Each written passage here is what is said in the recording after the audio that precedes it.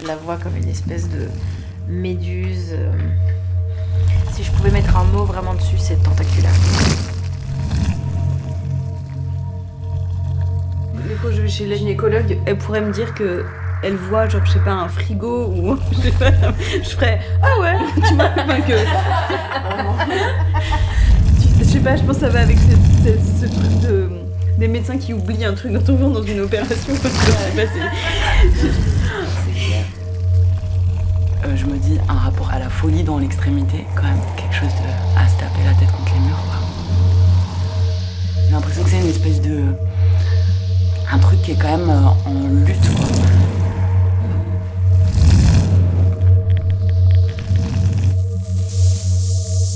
Un bassin qui est vide et où il n'y a rien dedans. Ouais, comme si c'était inhabité ou déconnecté. Ouais, comme des tissus de fascia en fait, assez fantomatiques. c'est un truc avec des trous et. Non, mais c'est plutôt dur, moi. Une sorte de squelette d'oursin, quoi. Je vois des éclairs, des pétillements très aigus. Et puis quand j'ai mal au côlon, enfin tu vois, c'est des grosses douleurs. Là, je vois des grosses basses, tu vois.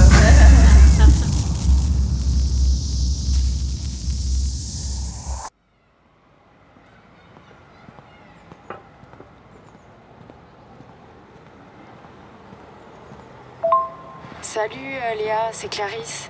Je sais pas si tu te souviens, mais on s'est croisés à un concert il y a pas longtemps à Bruxelles. Et je te contacte parce que j'aimerais bien parler avec toi. J'avoue qu'en ce moment, je suis un peu perdue, un peu désespérée. On m'a diagnostiqué une endométriose profonde qui touche pas mal d'organes, de nerfs et d'autres endroits. Et je sais pas trop quoi faire. On me propose l'opération, mais c'est vrai que j'ai pas forcément envie de me faire opérer. J'aimerais bien tester des thérapies corporelles.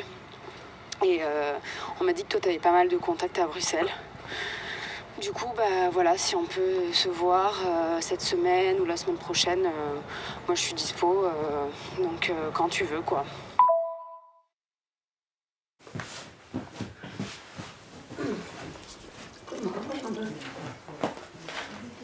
Du coup, on fait un feu. Il y a plein de voix en plus.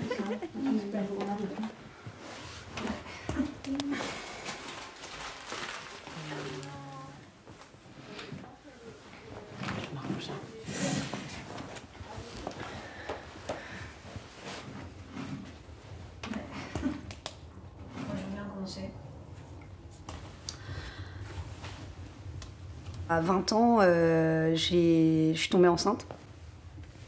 Et ça a été très traumatique, cette IVG. Et après, ça a été des douleurs beaucoup plus intenses. Mais je faisais comme si ça n'existait pas. Et je prenais de l'ibuprofène, mais il commençait à plus fonctionner. Donc je voulais des trucs plus forts. Et donc je cherchais sur Internet. Et puis je suis tombée sur le forum Doctissimo. Ah ouais. Et à un moment, il y a une nana qui répond à une autre nana qui dit « Ah, mais peut-être que t'as l'endométriose. » Du coup, je copie-colle, je vais regarder la page Wikipédia et je me dis « Bon, c'est sûr, je l'ai. » Et du coup, je vais voir ma gynéco. Elle fait une écho. Elle me dit qu'il n'y a rien. Donc, je vais voir un autre gynéco. On me prescrit une IRM. Le mec qui me fait passer l'IRM me dit « Bah oui, vous avez une endométriose. Vous avez un kyste de 11 cm dans l'ovaire droit. » Et plein d'autres kystes, mais par contre, je comprends pas comment vous faites pour fonctionner avec ça. 11 cm, enfin, c'est une balle de tennis.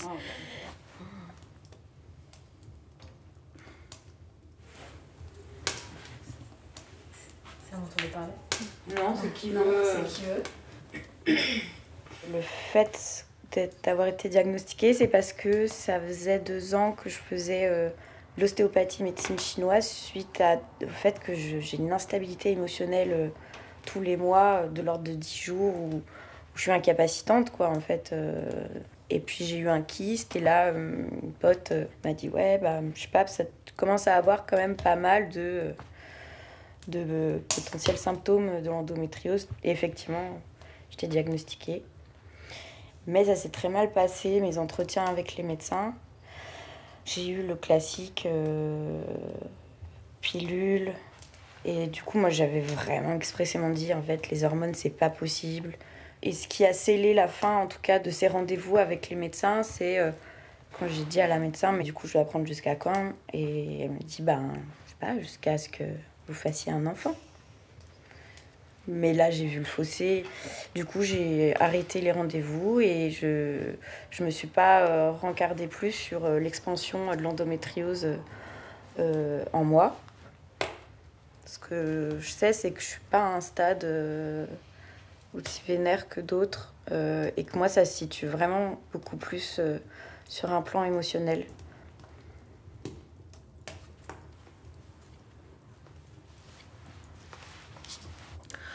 Pareil, émotionnellement, la moitié du mois, en fait, ça va pas. Surtout, donc, 10 jours avant mes règles ou une semaine avant, c'est syndrome prémenstruel, où je suis très instable, très émotionnelle, très en colère. Et ouais, les 2 premiers jours des règles, en général, c'est l'enfer. Je suis dans une bulle parce que j'ai l'impression que personne ne peut comprendre.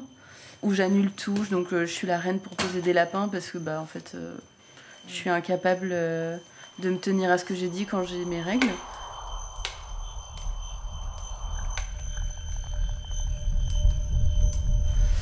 Je pense qu'il faudrait se prendre ce temps pour soi, pour prendre un bain, lire, rien faire. Et en même temps, ça tombe des fois quand tu t'y attends pas, ou alors c'est plus fort que toi, t'as envie d'être entourée, t'as envie d'oublier en fait que t'as ça, quoi. Ouais, voilà.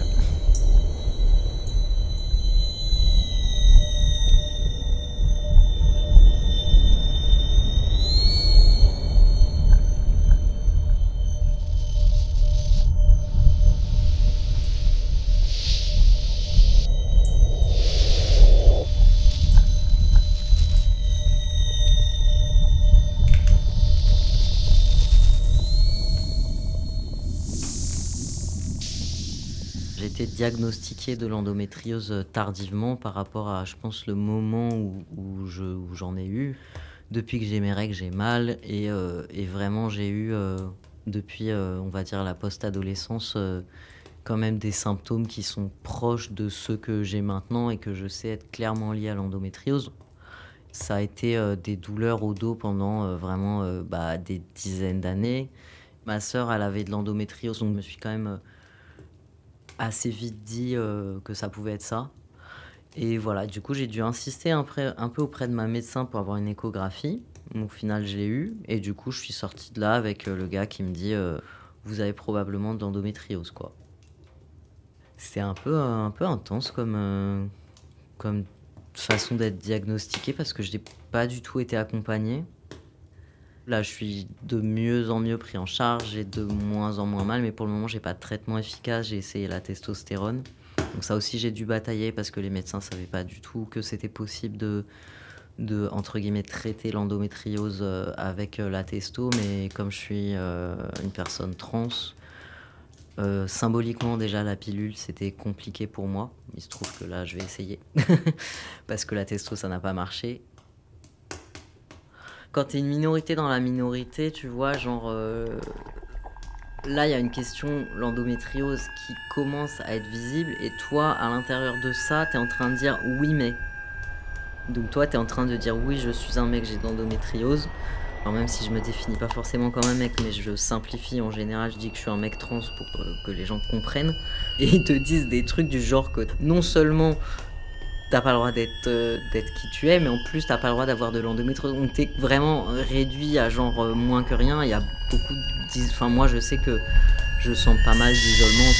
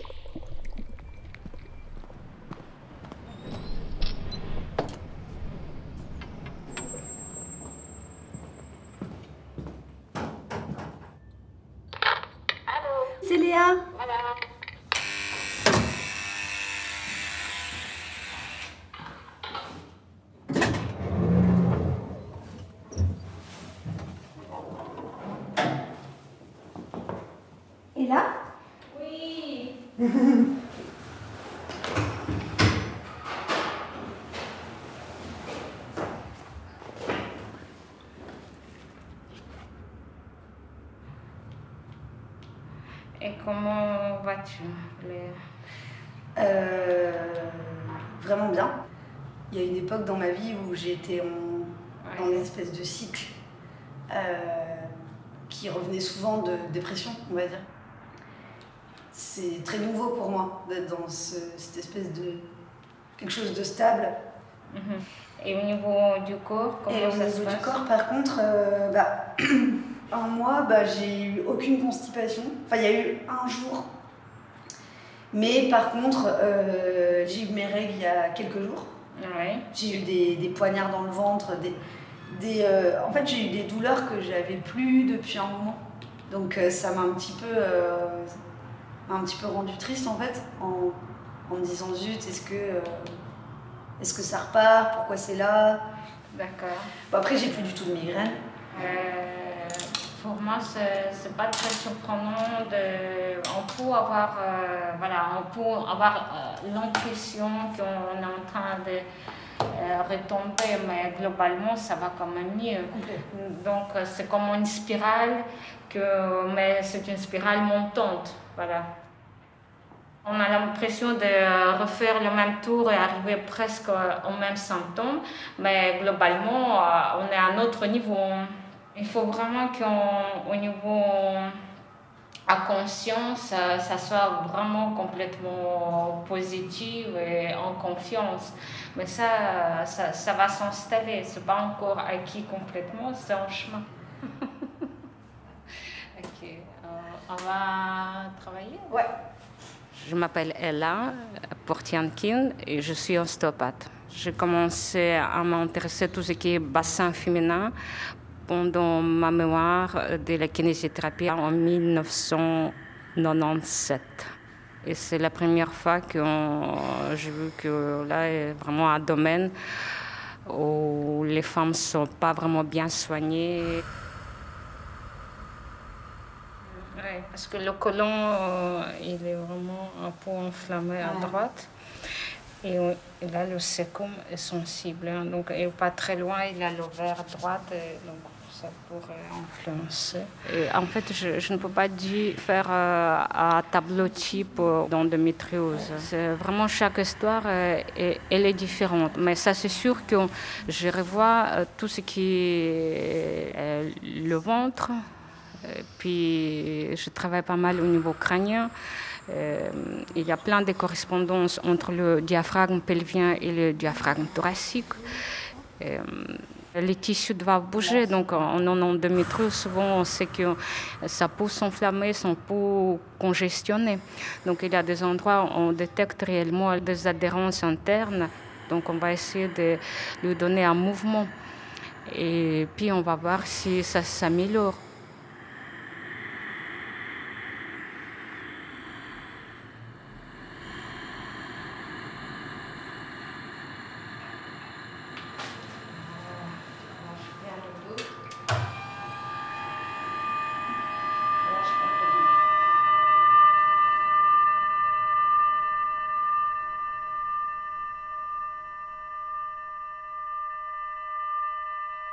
Moi, c'est Margot Neve, et du coup, je suis doctorante à l'EHESS, l'École des hautes études en sciences sociales. Et je fais une thèse en sociologie sur l'endométriose. J'ai fait des entretiens avec des personnes qui ont la maladie.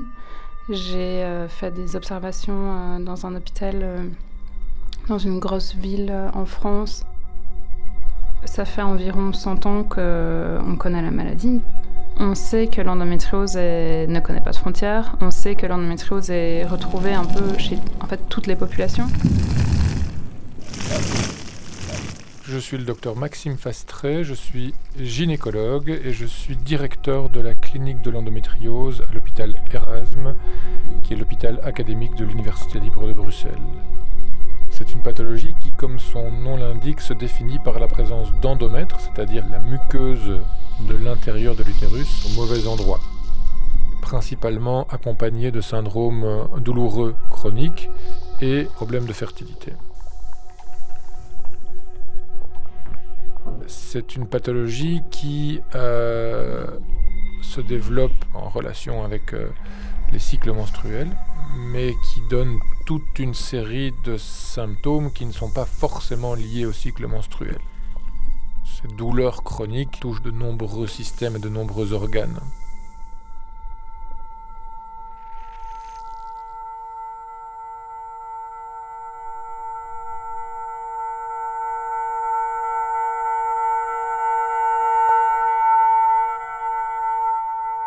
On a ouvert la clinique de l'endométriose dans le service de gynécologie obstétrique le 1er avril 2021.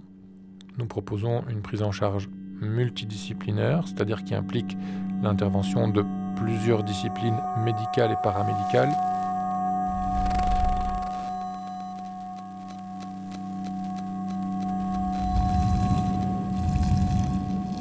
L'endométriose vient remettre en question vraiment un peu un fondement de la médecine, c'est qu'en fait, il n'y a pas de lien entre le symptôme et le signe. C'est-à-dire qu'on peut avoir une toute petite endométriose, une minuscule lésion, et avoir des symptômes super importants.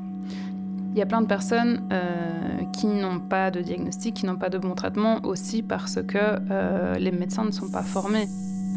Il y a beaucoup de personnes qui ont des problèmes digestifs, il y a des personnes qui ont mal à d'autres moments que pendant les règles. Elle peut être retrouvée dans le cerveau, dans les poumons, alors qu'en fait, on va dire, voilà, c'est une maladie qui doit être rattachée aux règles, qui doit être rattachée à l'utérus, qui doit être rattachée en fait à une série de caractéristiques qui sont dites comme spécifiquement féminines. Ce que j'essaie de faire dans ma thèse, c'est de dire que l'endométriose, c'est une maladie genrée, ou en tout cas qu'elle est considérée comme telle, c'est-à-dire qu'elle va être définie, prise en charge de cette manière, alors qu'on pourrait lire ça autrement qu'à travers le prisme des règles, à travers le prisme des hormones.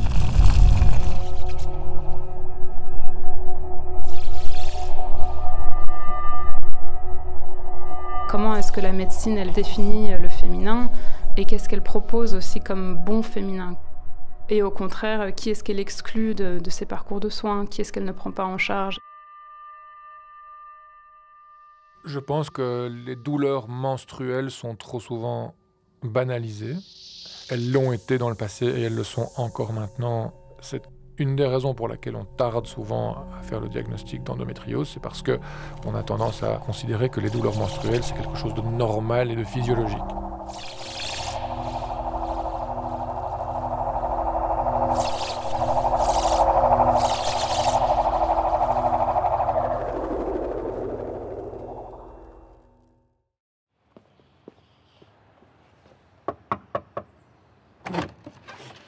Bonjour Clarisse, allez-y, entrez.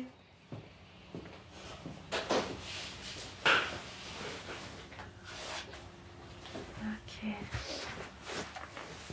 Mais ça fait un petit temps qu'on ne s'est pas vu du coup, parce que c'est depuis le mois d'avril. Ouais, c'est ça. Ouais. Et comment vous allez? Ça va, je fais du coup toujours plein de choses pour essayer de soigner l'endométriose. Donc j'ai fait aussi attention à mon alimentation, j'avais arrêté, ça je vous l'avais dit je pense, j'avais arrêté aussi l'alcool. L'alcool, ça c'était déjà au mois d'avril. Ouais. Hein, ouais. Mais là ça va, en fait avant j'avais des douleurs presque une semaine avant. Et là ça fait à peu près 3-4 cycles que j'ai mal juste quand elles arrivent le premier jour. Donc je trouve que ça c'est une grosse amélioration. Ouais. Par contre j'ai toujours mal à la jambe. Ouais. C'est ça. Et du coup, par rapport à l'IRM, qu'est-ce qu'ils ont vu? Ils ont vu qu'il y avait des nouvelles lésions d'endométriose? Alors ils m'ont dit qu'il y avait toujours au torus, toujours ligament utérosacré droit. Ouais. Il y a eu aussi un nouvel endroit que je ne savais pas, c'est l'adénomiose, c'est sur le muscle utérin. Ouais. Mais du coup, l'IRM, c'était pour la cruralgie ou c'était pour voir où on était? C'était pour voir où ça en était. Ouais. Mais la cruralgie, il ne le voit pas en fait. Il ne le voit pas. Et quand je suis allée voir le médecin après, il m'a dit là, je ne le vois pas. Donc il faudrait ouvrir pour voir. Ok. Donc, de quoi est-ce que vous auriez besoin ici, aujourd'hui, maintenant? Peut-être... je sais pas, essayer de soulager par voie interne, encore comme je vais avoir mes règles qui vont arriver, peut-être que ça peut aider. Ouais. Et puis peut-être qu'on avait travaillé de manière énergétique sur la jambe. Ça, j'ai retravaillé dessus en hypnose aussi. D'accord, ok, très bien. On va voir tout ça.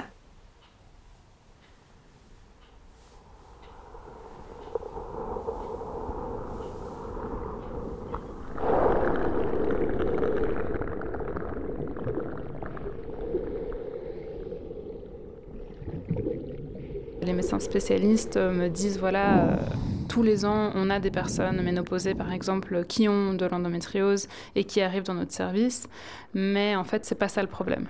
Si on reprend les termes médicaux, l'endométriose, elle est définie comme étant une maladie qui touche les femmes en âge de procréer, c'est-à-dire les femmes qui ont leurs règles. Et donc, les personnes qui sont dites ne pas être en âge de procréer, en fait, vont être exclues d'une prise en charge médicale. Et donc, parmi eux, on va retrouver les enfants et les personnes ménopausées, et les personnes trans, et d'une certaine manière, les personnes lesbiennes.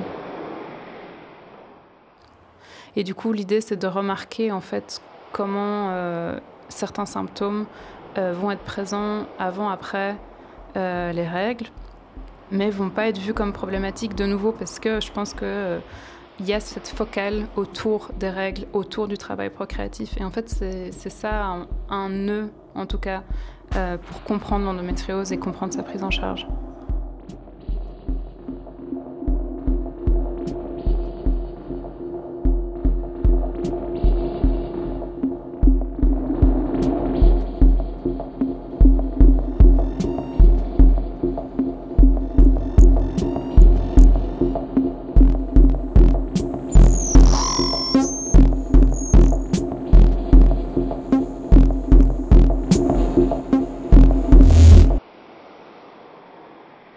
Quand vous êtes enceinte, vous n'allez pas avoir vos règles pendant 9 mois.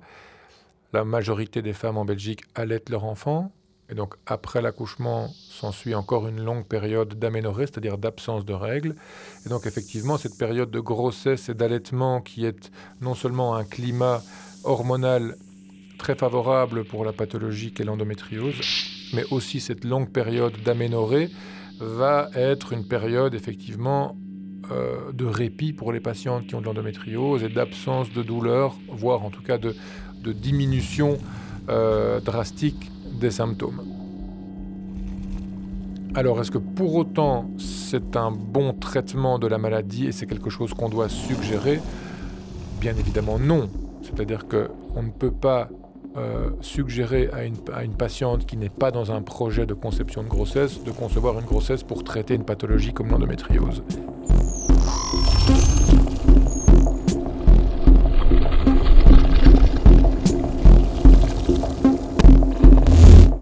Je m'appelle Tommy Deganck, je suis historien de formation et j'ai fait une thèse à l'Université libre de Bruxelles sur l'histoire de la gynécologie à Bruxelles. Et voilà, j'ai été diagnostiquée d'endométriose, je devais avoir 29 ans. Il y a un constat clinique, on va dire, de les femmes qui enfantent plus souvent. Il y a des signes, où il y a des données qui semblent suggérer que les femmes après souffrent moins, que la maladie décline. Des chiffres qu'on peut interroger par ailleurs, mais même imaginons que ce soit le cas. Ce qui est en fait intéressant, c'est de constater que ça suffit à créer une hypothèse. C'est-à-dire que ces données-là sont jugées pertinentes parce qu'en fait elles correspondent déjà à un script social et culturel qui préexiste. Et ce script, c'est de dire, mais en fait les femmes sont malades quand elles sortent de la nature. Et l'idée qu'il y aurait un programme en fait dans le corps humain chez les femmes qui ferait qu'en fait elles devraient enfanter à tel âge et que si c'est pas fait, en fait le corps décline et qu'il n'est pas fait pour ne pas avoir d'enfant. Il y a eu des médecins qui ont considéré que ne pas être enceinte, c'était un état pathologique. Ça explique aussi pourquoi, au milieu du XXe siècle, il y a eu à différentes occasions des médecins à l'Académie de médecine de France qui disaient qu'en fait finalement l'endométriose c'était une maladie de femme moderne entre guillemets, donc d'une femme qui travaille et qui n'a pas d'enfant. Et donc c'est une forme de pathologisation finalement de la déviation sociale et sexuelle des femmes.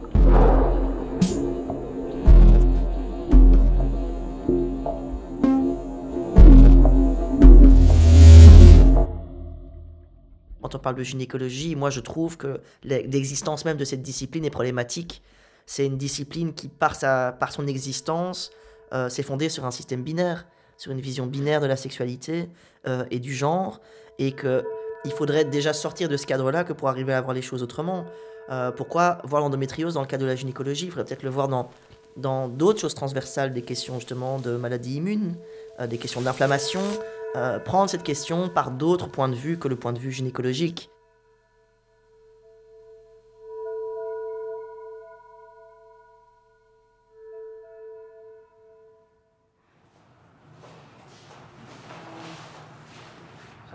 Relâche maintenant. Là, ok. Ah. Là, ce que j'appelle le petit toit du Pyrénées. Donc à droite. Et ce petit toit, il est vraiment dur comme un os. Hein. Tu le sens? Ouais. Oui. Il doit être plus mouant. Et donc là, c'est un muscle à côté de moi, pour moi, de tout ce qui se passe à plus haut. Ok.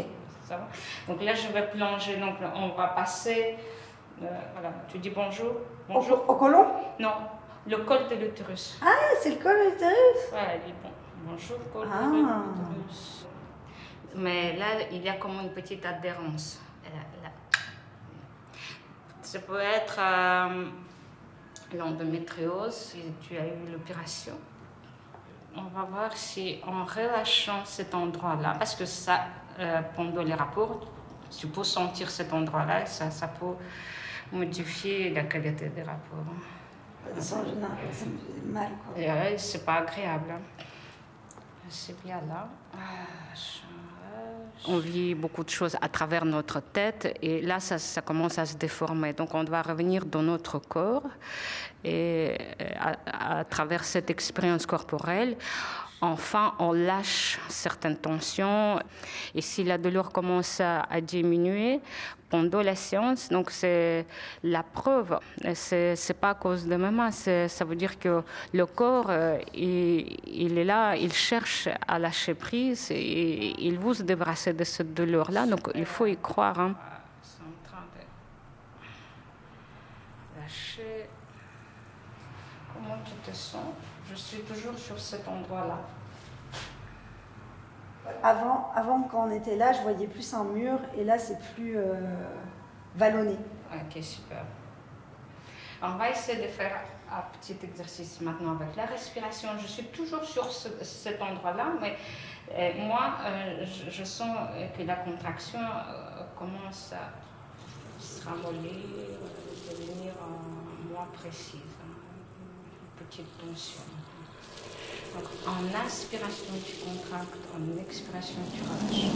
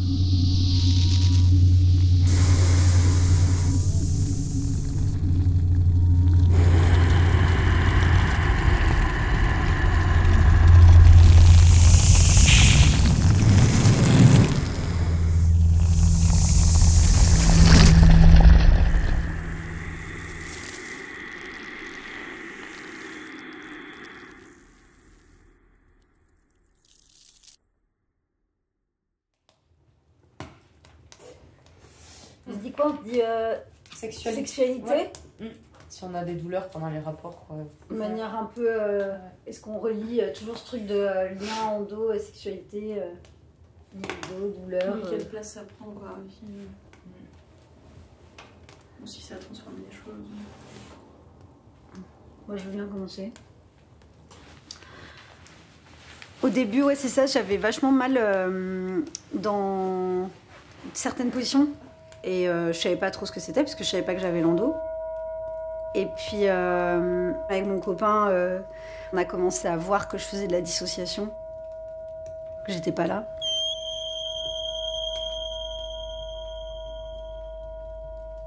Certaines positions dans lesquelles je peux avoir un orgasme me déclenchent vraiment des douleurs après qui durent plusieurs jours, même avec étirement, avec cacheton et tout. Donc du coup, ça a un impact sur la vie sexuelle quand même assez... C'est comme si il y avait une pression trop forte qui était exercée.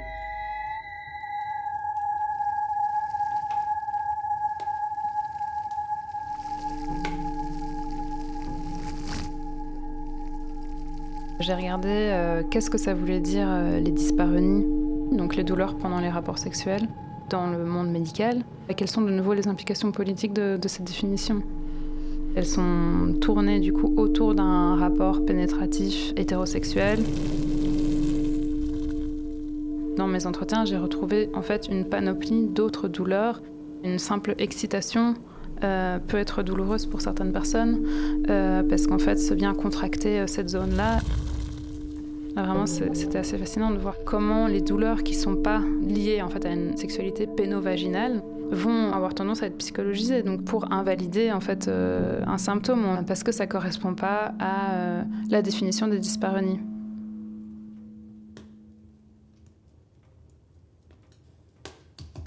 Pour ma part,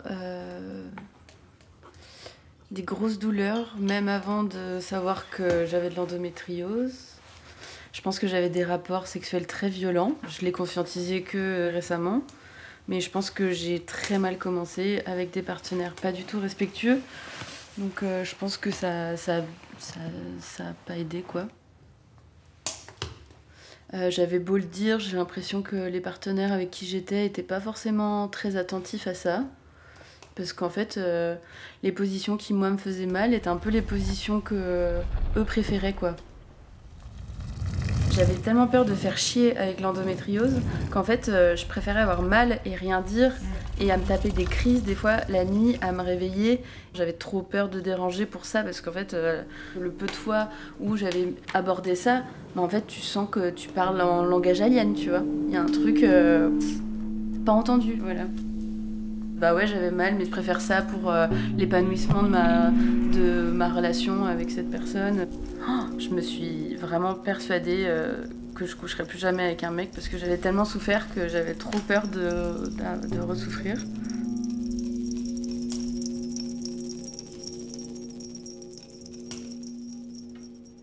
Je continue. Je me sens toute tremblante et émotive là, de vous entendre.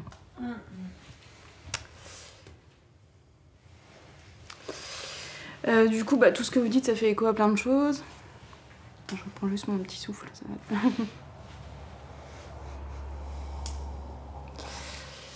J'ai l'impression que de ces dernières années, j'essaie vachement de faire des pratiques diverses et variées qui me permettent de réapproprier mon corps, mais je sens vachement ce truc que oui, toute seule, je me le réapproprie vachement, mais par contre, avec quelqu'un d'autre, c'est plus compliqué. Mais est-ce que vous avez déjà essayé, d'abord essayer de parler de tes peurs avant d'avoir un rapport?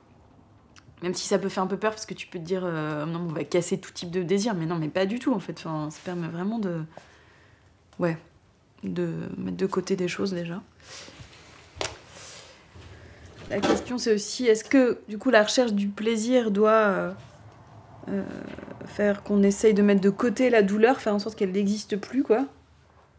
Dans ces cas-là, je parle des douleurs qui sont liées à l'endométriose. Ou est-ce qu'elle doit être prise en compte aussi? Parce qu'a priori, deux corps qui en tout cas ont nos relations, il n'y a pas que du plaisir, il y a aussi, de la maladresse, on peut se faire mal, on peut blesser l'autre au sens...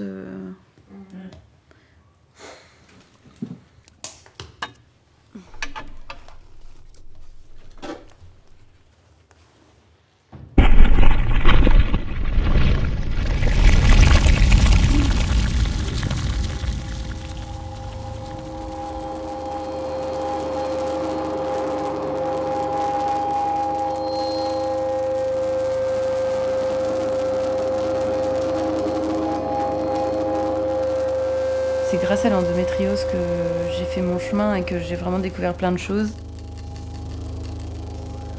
J'ai appris à vraiment aimer faire l'amour sans pénétration. Et puis ouais, en termes de masturbation, j'ai découvert les sex toys et c'est vrai que c'est un peu changé ma life quand même. Ah franchement, mais... Cette maladie, elle ouvre un regard, enfin, elle permet cette ouverture parce qu'il est déjà là le regard, qui est là pour... Enfin moi, je pense, j'ai vraiment un truc de réparer une souffrance collective.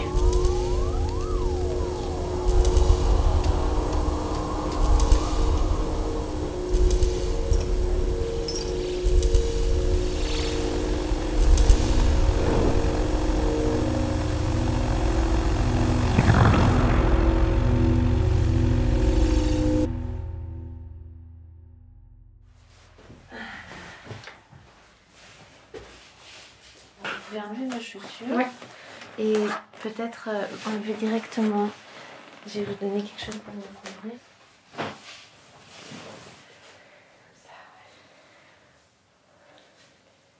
Donc, est-ce que vous avez l'impression de vous sentir un peu mieux dans votre propre corps pour le moment? Est-ce que c'est un chemin sur lequel vous avez l'impression d'avancer ou... Oui, j'ai l'impression que je commence à être plus à l'écoute quand même, à plus connaître mon corps. Après, je travaille toujours sur le fait que j'ai cette sensation d'être coupée du bas de mon corps. Ça, j'ai beaucoup travaillé en hypnose aussi, essayer de savoir d'où ça venait. Est-ce que vous pouvez m'expliquer plus? Et ce serait où cette coupure? Ici à peu près. Là, d'accord. Ouais. Je vais passer ma main en dessous de votre bassin. Ouais, merci, relâchez. Ouais. Vous allez juste prendre le temps de revenir dans votre corps. D'abord, peut-être vous orienter dans l'espace, même ouvrir les yeux. Et juste voilà. Sentir votre corps sur la table. Laissez toutes les informations visuelles qui sont là rentrer dans votre cerveau. Revenez juste à la sensation de votre bassin et d'essayer d'imaginer du coup les os pelviens, ce grand bassin, ce grand bol pelvien. Et puis d'imaginer peut-être même les organes à l'intérieur. Le rectum devant le sacrum. Puis le cul-de-sac de Douglas là où il y a peut-être une endométriose.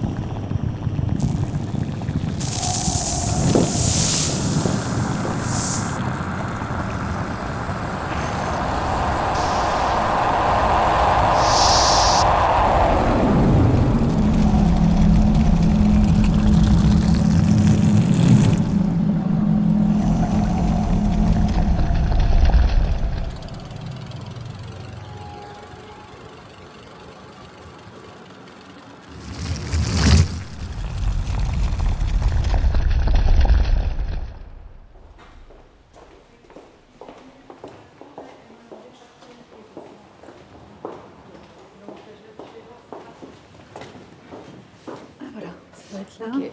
Ah, c'est là. Attends. Ah voilà, 5e étage, Laboratory of Neuroépigénétique.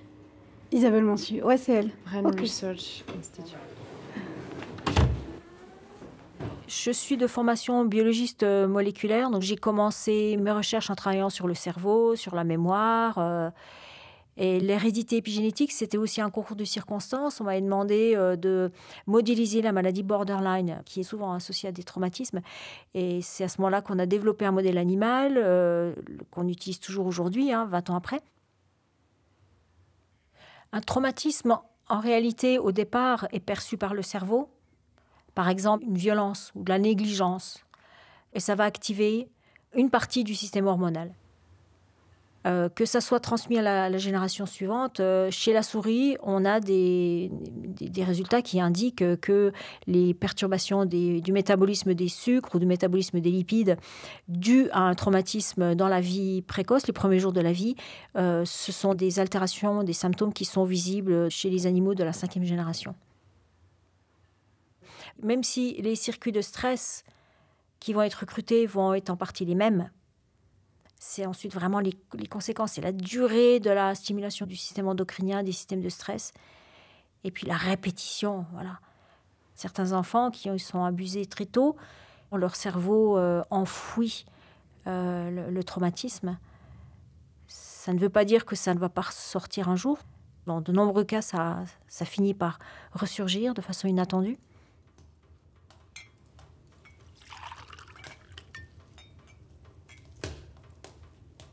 J'ai commencé récemment un travail avec une kiné, mais en fait fait beaucoup de la fascia.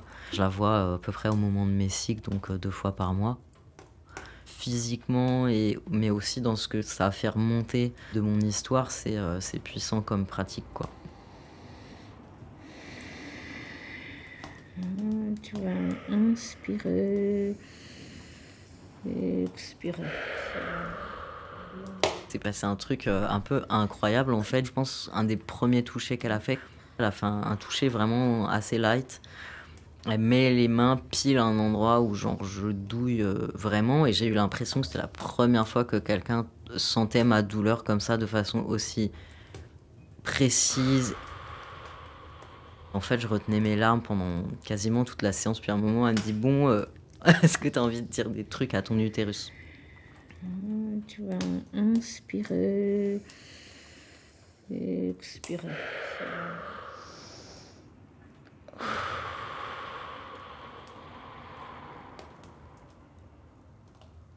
Et là, j'ai commencé à pleurer comme un ouf. Et ça m'a fait énormément de bien. Mais en même temps, c'était compliqué de revenir à autre chose.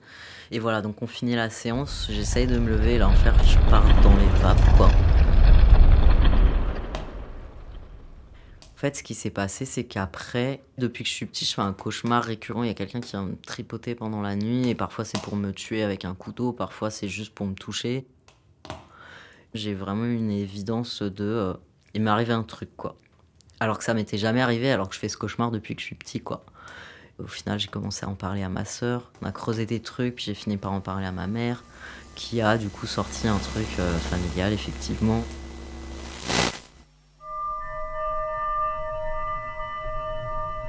Je pense qu'on manque encore de données scientifiques, mais en effet, il existe déjà de nombreuses études publiées sur les relations entre antécédents de traumatisme et en particulier de violences, qu'elles soient psychologiques, physiques et ou sexuelles, et le développement de maladies chroniques, dont l'endométriose. Avec Clarisse, c'est vrai qu'on a beaucoup parlé de ça, du lien traumatisme, maladie, quand tu commences à venir ouvrir la boîte de Pandore, quoi. Qu'est-ce que ta maladie dit ? Bah, j'ai l'impression que ça vient te montrer que ta maladie, c'est pas juste... En fait, c'est que c'est ton histoire. Donc c'est pris dans tout ce qu'il y a dans ton corps et dans ta vie. Et ça vient aussi d'avant. Et donc des choses qui m'appartenaient pas forcément. Et lié aussi à des choses que j'avais vécues, enfant, puis ado, enfin tous les traumatismes que moi j'ai pu vivre aussi. Et donc, c'était moins ma culpabilité que la problématique de la société, qui ne donne aucune clé à personne pour être capable d'être dans une résilience de ces traumatismes.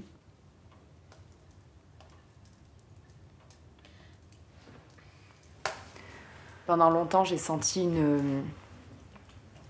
une légitimité à pas guérir de mon endométriose parce que j'ai subi beaucoup de violences dans mon enfance et j'ai été témoin de violences. Du coup, j'avais l'impression que le fait de Déjà de souffrir, c'était normal parce que j'avais grandi là-dedans, mais que le fait de guérir de ça, et donc du coup de ne plus souffrir potentiellement, c'était comme lâcher une partie de mon passé et de mon histoire, quoi.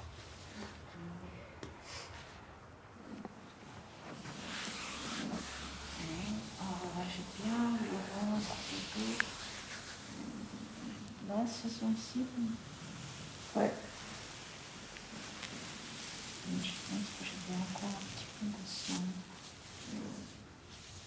À partir du moment qu'au niveau tissulaire, ça change, niveau de conscience de la personne change. Pas nécessairement tout de suite sur la table. Tout à coup, une nouvelle prise de conscience ou bien le comportement change. Voilà, parce qu'elle a lâché à l'intérieur d'elle déjà quelque chose. Voilà. Est-ce que c'est encore sensible du côté droit? Non, ça va. Ça va bien. Ouais. Ah, génial. C'est quand même très rare si ça arrive et c'est pas du tout comme avant. Ok. Et donc, qu'est-ce qui se passe pendant les règles? Ça va beaucoup mieux au niveau de l'endométriose. Et là, j'arrive à manger de tout. Génial. Donc ça, c'est quand même une avancée énorme. Voilà, ça montre quand même que ta santé, globalement, est améliorée. Hein. Ouais.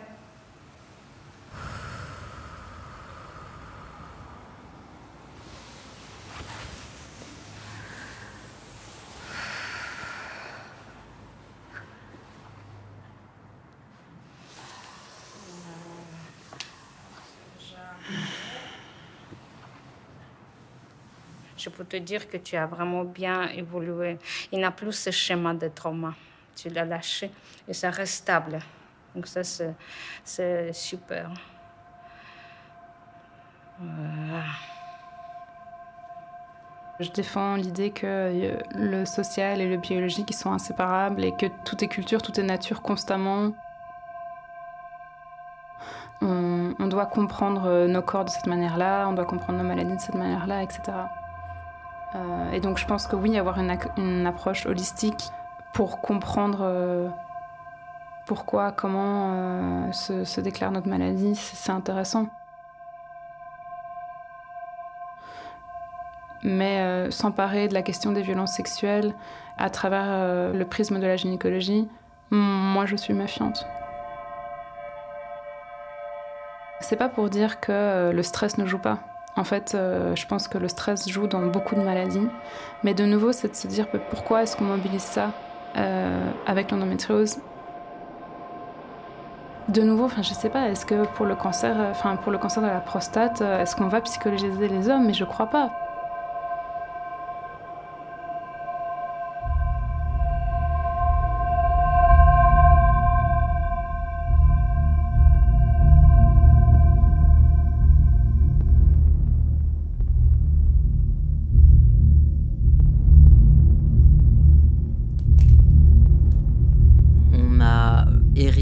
De cette lignée, en l'occurrence dans ma famille, potentiellement de violences sexuelles, mais aussi c'est pas une fatalité.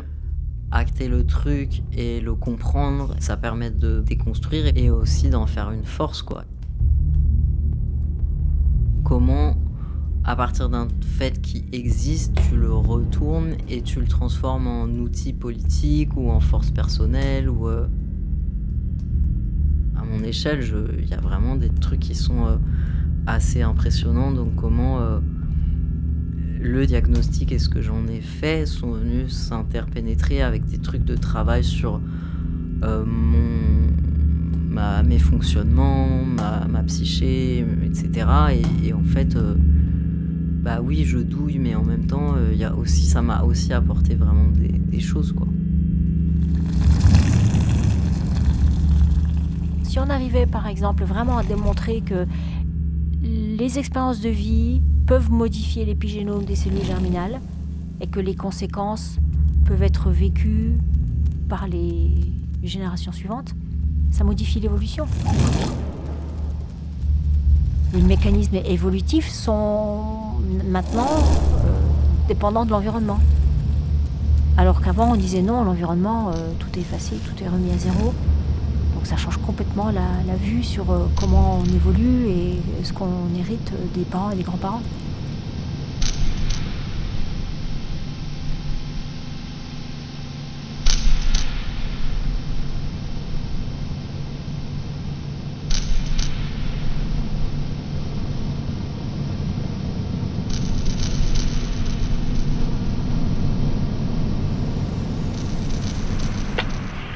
Oui, c'est Clarisse.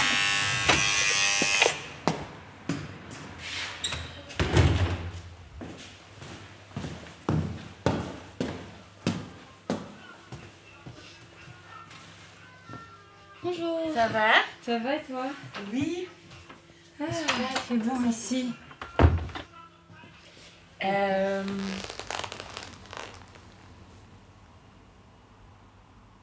Comment ça va ton endométriose? Ben là, ça y est, je viens de les avoir, j'ai mal au ventre, donc j'avais pas du tout mieux le ventre avant, quoi. Tu viens de les avoir juste là en arrivant? Ouais. Ah ok, d'accord. Ouais, juste là, quoi. Et ça va? Tu veux une serviette, tout ça? Tu veux des trucs? Bah, je pense que là, c'est le tout début, ça va aller. Ouais. C'est vraiment en mode pas beaucoup, mais c'est vrai que là, du coup, je sens les douleurs un peu. Mais... Ouais. Et j'ai des mélanges d'huile essentielle aussi pour que tu mets sur le ventre si tu veux. Ah ouais, peut-être. Merci. Ok.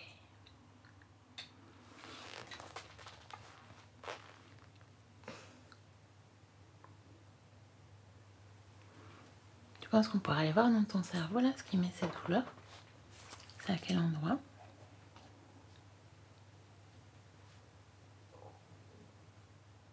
Une petite madame comme toi là qui appuie sur le truc en faisant douleur, douleur, douleur. Douleur. Ah, regardez-moi, regardez-moi, regardez-moi. Et comment ta douleur sur tes ovaires là? C'est tes ovaires? C'est un côté qui te fait mal ou les deux? Les deux, mais là, ça a un peu diminué, j'ai l'impression. Ouais. Ça va et ça vient, en fait. Ouais, comme des vagues. Mm. Parce que du coup, peut-être que ça peut... Tu peux imaginer qu'il y ait des vagues comme ça qui font aller venir la douleur, mais tu sais aussi que les vagues, elles vont finir par descendre à marée basse, en fait. Du coup, ça pourrait aller venir et aller en diminuant progressivement. Tu peux imaginer comme des vagues qui passent chaque fois sur toute ta matrice comme ça. Et qui peut prendre chaque fois un petit peu de douleur avec elle à chaque passage. Et tu peux imaginer ces vagues qui descendent de plus en plus. En même temps que la douleur descend de plus en plus.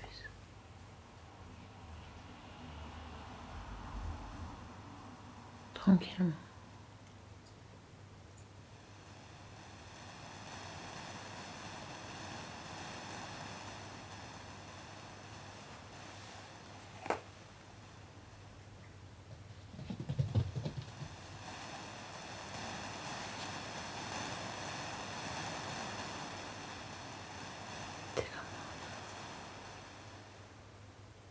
Ça va. Là, je vois les vagues. Ouais. Les vagues qui traversent mon corps. Ok.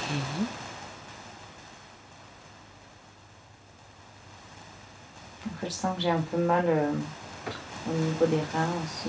Ok. Mets-toi sur la sensation.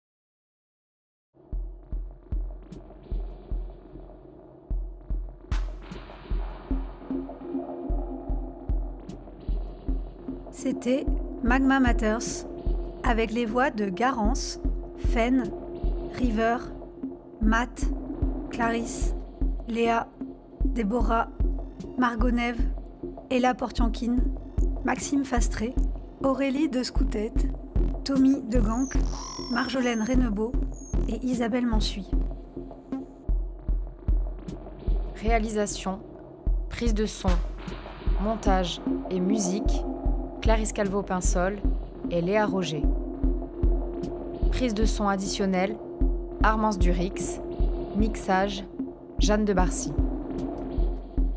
Une production Éco-Souffleur avec le soutien de l'atelier de création sonore et radiophonique et du fonds d'aide à la création radiophonique de la Fédération Wallonie-Bruxelles.